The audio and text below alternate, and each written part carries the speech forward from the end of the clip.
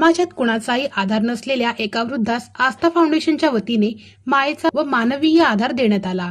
संबंधित वृद्धास एकही अपत्य नसून वर्षभरापूर्वी पत्नीचे निधन झाले आहे। नातेवाईकांनीही काळजी घेणे थांबवल्याने आता जावे तरी कुठे या विवंचनेत ते दिवस काढत होते। दररोज शिवभोजन केंद्रावर मिळणाऱ्या अन्नावर उदरनिर्वाह करत असताना अनेकदा उपाशीपोटी झोपण्याची वेळ त्यांच्यावर येत होती।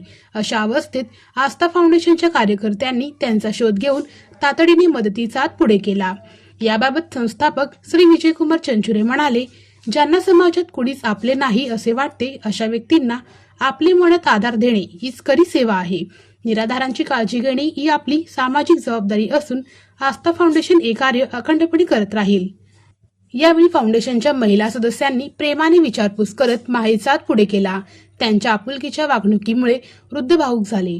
डोळ्यात अश्रू येत, आज आमच्या जीवनात देवाने तुम्हाला पाठवलं असे त्यांनी भावना व्यक्त केली। या सेवा कार्यात आस्था फाउंडेशनचे स्वयंसेवक, सामाजिक कार्यकर्ते व स्थानिक नागरिकांनी मोलाचे सहकार्य केले। वात्सल्य आस्था निराधार वृद्धाश्रमाचे व्यवस्थापिका राधा घाटे व रजनी भाटिया मॅडम तसेच आस्था रोटी बँकेचे महिला सदस्य माधवी मॅडम व तसेच आस्था रोटी बँकेचे महिला अध्यक्ष निलिमा इरेमठ, विजय चंचुरे या सर्वांनी मिळून या आजोबांना आश्रमामध्ये ठेवण्यात आले।